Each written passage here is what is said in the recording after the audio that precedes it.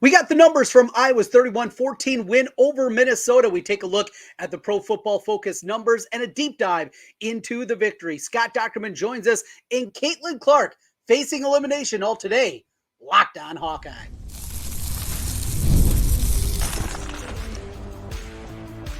You are Locked On Hawkeyes, your daily podcast on the Iowa Hawkeyes. Part of the Locked On Podcast Network, your team every day.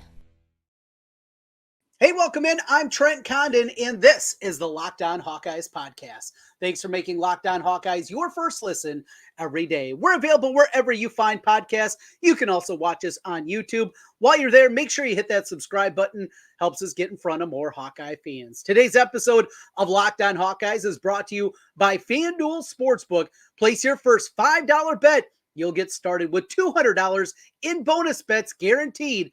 Visit FanDuel.com to get started. We open things up here today with a look at the numbers from Pro Football Focus, a weekly conversation piece that we have here during the football season.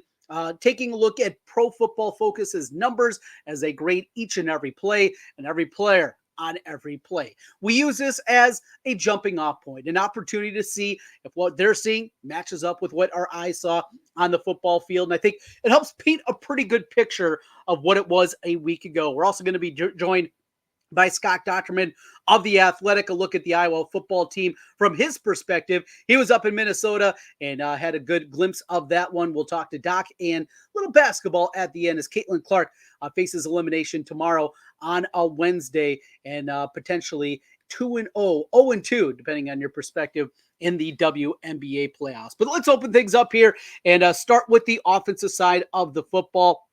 Offensively, Iowa obviously got humming in the second half of the football game. The passing game did a little bit, but it was a whole lot of Caleb Johnson. Let's start with the most important position. Of course, it is quarterback, and Cade McNamara. A 65 grade overall for him. Very good on that front, just solid. And, we talked a little bit about some of the discrepancies, some of the disappointments. The numbers are just fine. And we'll talk tomorrow a little bit more about the conversation with the coordinators hearing from Tim Lester on the offensive side of the football, Phil Parker defensively, and LeVar Woods. And we'll get into that a little bit more. But, he said, Tim Lester said that he thought it was one of Cade's best games that he has had. So probably a different kind of perspective. I know a lot of the fan base was ready to jump off the roof after watching that performance during the first half of the game. There were some good things. And as we talked about yesterday for your everydayers, we went back and watched it, and it certainly looked a lot better the second time around, and those numbers definitely paint that picture. Are there plays down the field? I think they'll get there, and we'll get into that a little bit more. Also, of course, you had Brendan Sullivan out there as he was able to play a handful of snaps in the goal-to-go situations. A 64.8 grade for him. Did not throw the football. A run game of 62.5 for that one. Very solid. And if Iowa can get solid quarterback play, they're going to win a whole bunch of games. If you're looking for more than solid, you might be wanting to cheer for another team. Let's go to running back. Another ridiculous grade for Caleb Johnson. He grades at an 84.3. His run grade an 82.7. And I would like to know what it would take to get like a 90. I mean, if that was only an 82.7, standards must be pretty high over there. Surprised by Jazion Patterson, who ran hard. There were 2, maybe 3 plays where he was an ankle tackle away from busting off a huge run, including one that would have been like 85 yards. But that aside, he just grinds out with a 56.7. Really surprised by that. Pass blocking grade for both of those guys, really high. That is great to see from both of those ones. But surprised about the low grade there for Jazion Patterson, who I thought he was really, really good. We mentioned this number also yesterday, just 1 yard lost in the carries from those two guys and 39 combined ones. That is a big one. Hayden Large at the fullback position is 68.8, kind of playing that hybrid H-back role, if you will. A 70.6 run blocking grade. That is good to see and definitely need that. Wide receiver, not much. Caden Weegan, 62.2. He is the top guy. Caleb Brown in his one snap is second. Jacob Gill third. How about this, though? The run blocking grade for Jacob Gill was a 52.1. My eyes didn't see the same thing there. I saw a guy that was blocking his ass off, a guy that was out there, that was impacting the game as a blocker, as a wide receiver. I thought he was good. I thought some of the other young guys were good. Dayton Howard when he came in. Even Jarrett Bowie was doing some things. We talked about TJ Washington yesterday. Surprising. And I think poor grading, we'll put it on that one, of the blocking from the wide receivers, because without those blocks, those 20, 25-yard runs, 40-yard runs from Caleb, they're not happening. They're not happening at that level. And you need those guys out there, and they're doing, I thought, a really good job. Same thing at the tight end position. Again, not a ton in the passing game.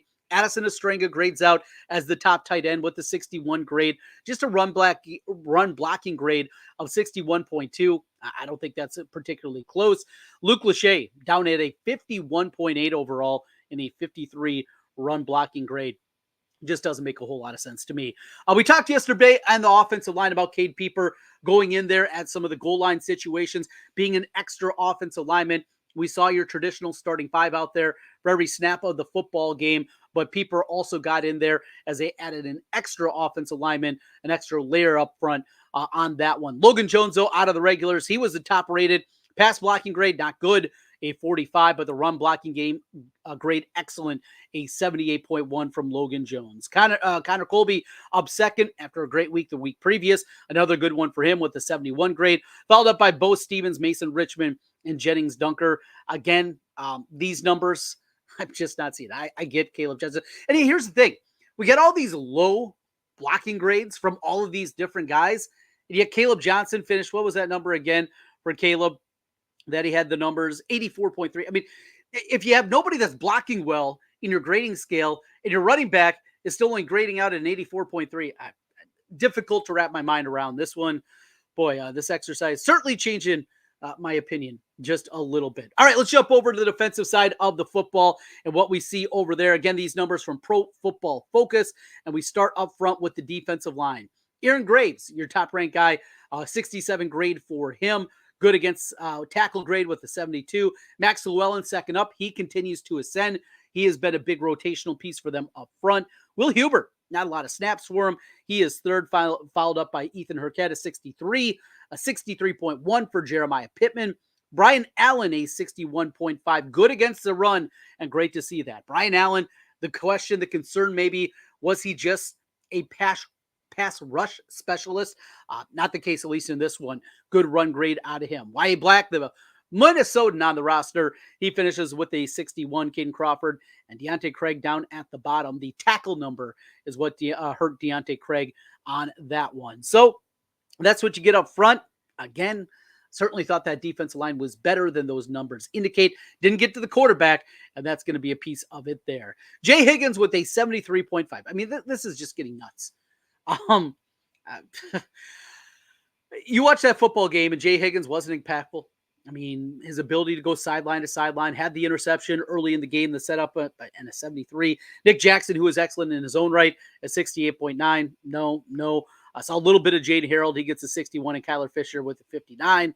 These numbers, more than anything, I think they're upsetting me. I'm wondering if they watched the same football game that I did. Finally, at defensive back, Xavier Wampa, your top-ranked guy, with a 72.1. Right behind him, Jamari Harris, who continues to ascend. He's at a 72. Cohen Entringer right behind them, 71.6 for him. Sebastian Castro, a 71.2. All very good. Quinn Schulte, who had the interception, he is with his 65. And Deshaun Lee, who started in place of TJ Hall, he is the lowest ranked guy with a 56.8. Good tackle grade. The run game and the coverage, not great, though, in those ones. Bad numbers. Pro Football Focus this week. Whoever was doing that one, I think they need to go back and reevaluate the tape, at least what I saw on the football field. We continue here, Locked On Hawkeyes. Time to talk Hawks with Scott Dochterman from The Athletic. We'll get into what he saw up in Minnesota and what's next for this Iowa football team. Some big picture questions on the Hawkeyes as we continue with Scott Dochterman. Stay right there. This is Locked On Hawkeyes.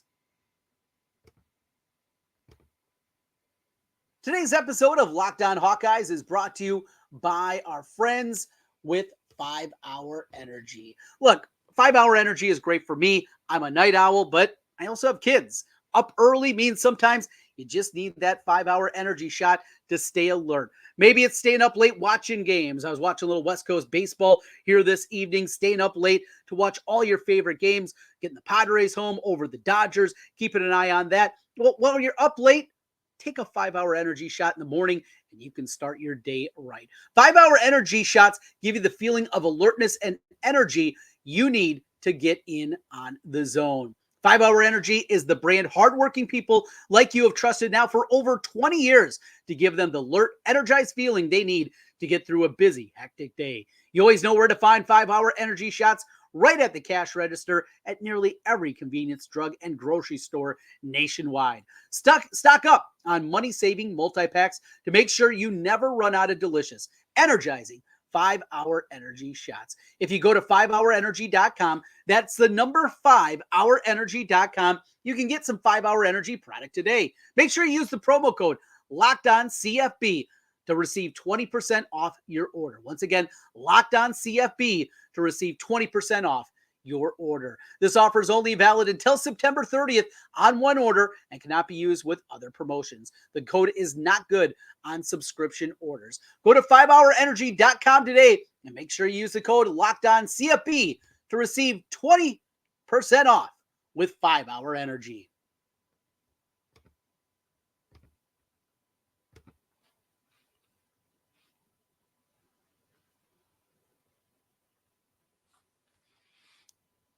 Let's get to Scott Dochterman. He covers college football and the Hawkeyes, etc. for The Athletic. He was in the Twin Cities on Saturday night watching Iowa come out and really stick it to them in the second half. I thought the first drive of the second half really set the tone. Was it a Stranga they hit for that longish 20 yards, I think, to set things in motion, and really dominated in the trenches in the second half. At least that was my takeaway, Scott Dochterman. Good to talk to you. We appreciate you coming on. Did I see it the way you saw it as far as the dominance on the lines really asserting themselves once we got to the final 30 minutes? What I saw was the Iowa's offensive line really took over the game, and that was throughout the whole entire third quarter. I think they something in the neighborhood of like 170 to 14 in yardage, and it was primarily on the ground. And you saw that Iowa's offensive line, for the first time in years, I thought, really just leaned into a Big Ten opponent and battered them, in a way that they used to do with regularity, and now it's finally starting to come to fruition again. And I thought both tackles played just outstanding football. I mean, as Caleb Johnson obviously getting all the accolades, Big Ten Player of the Week and everything, but I think Mason Richmond and Jennings Dunker were probably the best players on the field for Iowa's offense, and it's been a long time coming for those positions to do something like that. No doubt about it. That offensive line's gone a long ways. Caleb Johnson's an absolute stud. The passing game, still work to be done there. What did you see from McNamara?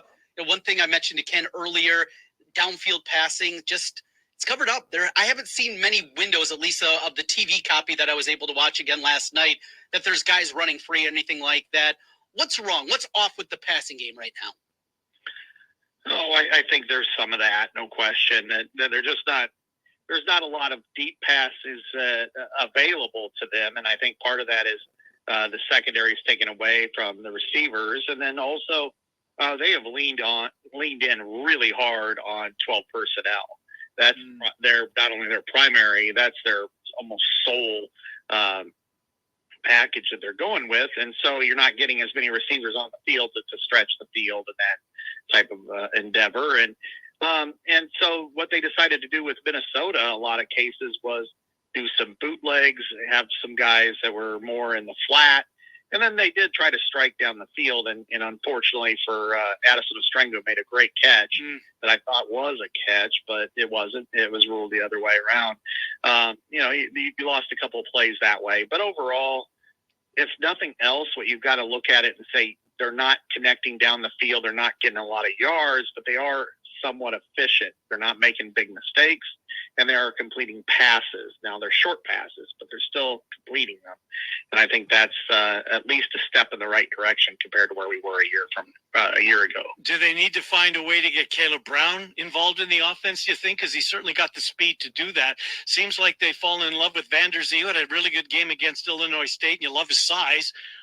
But is Caleb Brown a guy that needs to see the field more, do you think, Doc? Not knowing what's going on behind the scenes, if there's something there. But, boy, oh boy, sure seems like this would be something that that Brown might be able to, take some pressure off that game.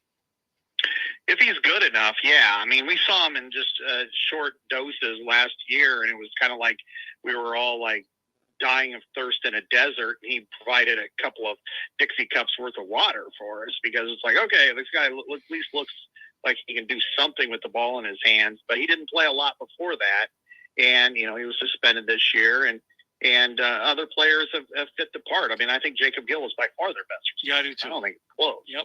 And Jarrett Bowie it filled a lot of roles and got a lot of snaps the other day. But again, and Van Der Zee, is experiencing. He's a true freshman, so I think he's got a lot of talent and overall, I mean, they were in.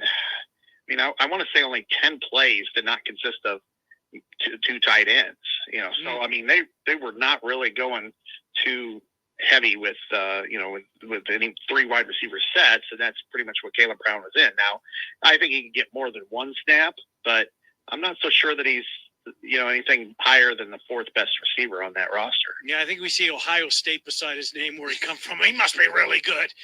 Anyways, yeah. With that, Doc, it is Ohio State next, but a bye week. We talked about this throughout the course of the week, the importance of finding a way to get a victory Saturday against Minnesota.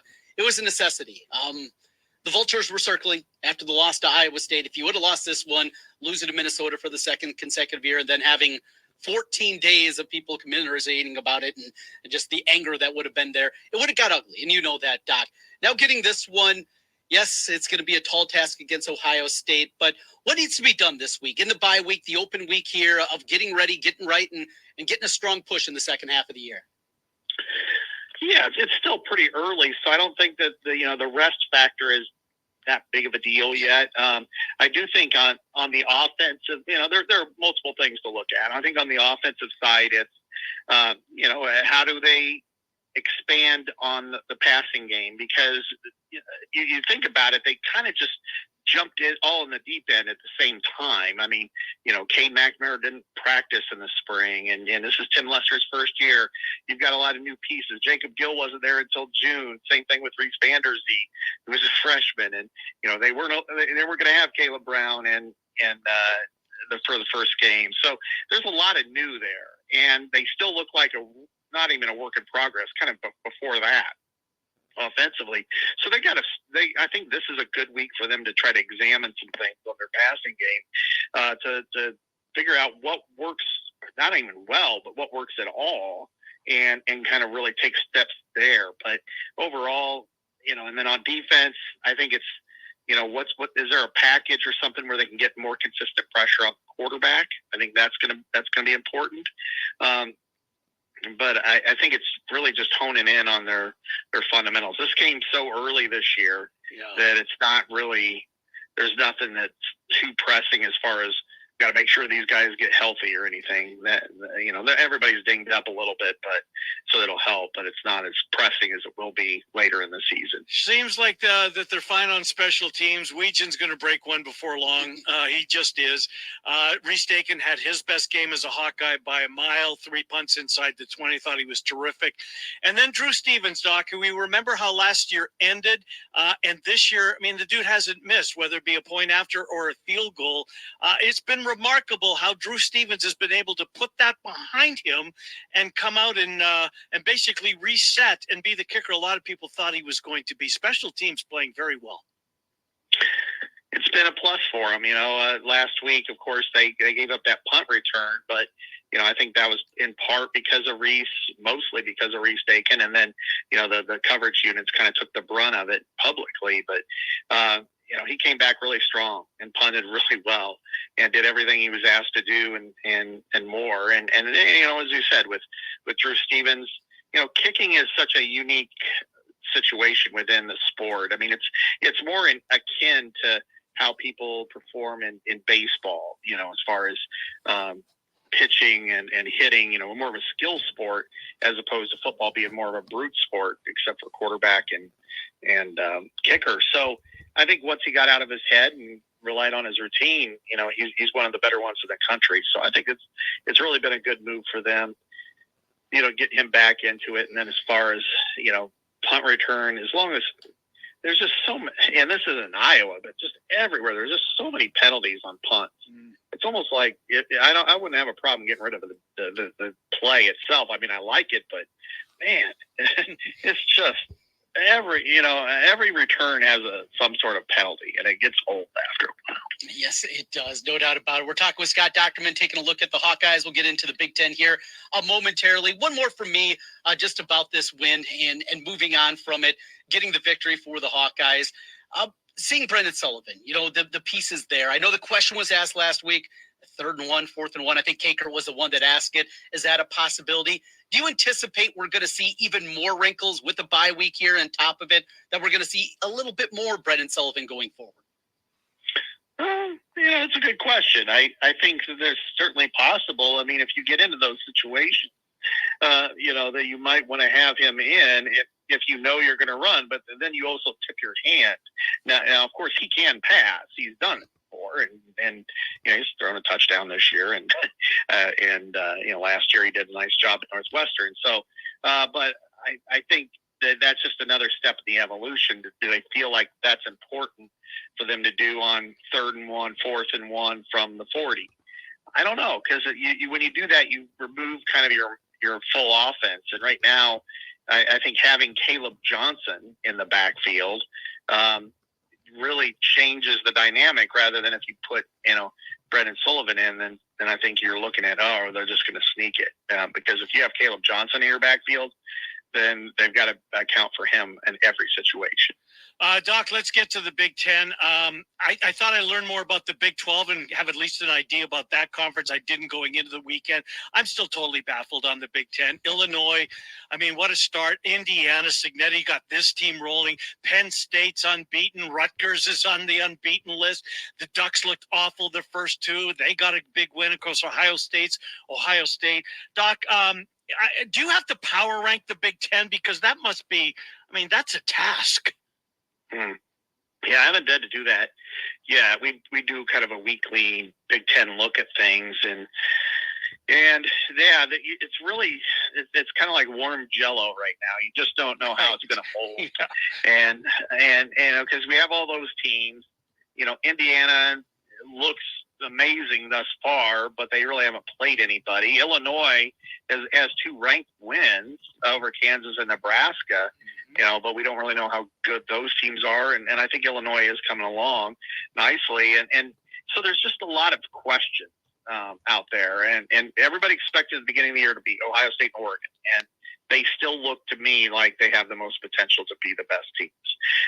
You know, I thought Michigan might have been left for dead last week, and they come back. They barely throw the ball, and they still beat USC. So what is USC? You know, I don't know. You know, what is Iowa? You know, we don't know it. And you know, Nebraska, is this just a speed bump for them or a pothole, and then they get back on track?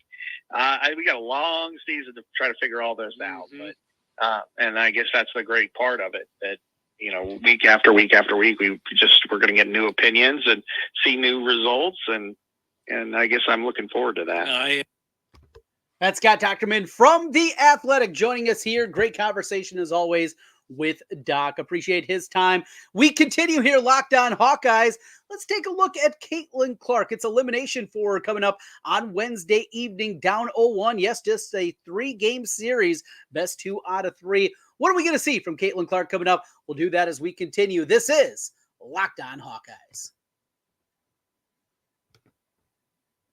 Today's episode is brought to you by FanDuel Sportsbook. Hey, NFL fans, you can start the season with a big return on FanDuel Sportsbook, America's #1 sportsbook. So when you get a hunch in the middle of your game, you can check out the latest stats, view live play-by-play, and so much more on the same page where you place your bets. As a bettor, having the information there, it is a big, big help. Does that box score look a little bit off? Those numbers not quite matching up. You can get those numbers right in front of you and then fire away at your convenience. You'll get started with $200 in bonus bets guaranteed when you place your first $5 bet. That's right, $200 in bonus bets guaranteed when you place your first $5 bet with FanDuel Sportsbook. Coming up this week in the Big Ten, of course, the Hawkeyes are off this week. That doesn't mean that you can't be firing away at more college football in the Big Ten. It all gets started on Friday night. Washington goes to Rutgers, an incredibly intriguing matchup. Rutgers currently a 2.5-point favorite in that one. How about Michigan looking to make it a couple in a row as they got USC last week? The Gophers make their way there for the Little Brown Jug. 9 currently the number of the Wolverines favored in Ann Arbor. And a top 25 showdown with Penn State and Illinois. Yeah, that's right. Penn State favored by 18.5. You can find it all on the FanDuel Sportsbook, plus all the NFL, MLB that you can imagine. Once again, $200 in bonus bets guaranteed when you place your first $5 bet with FanDuel. Just visit FanDuel.com for more details. That's FanDuel.com.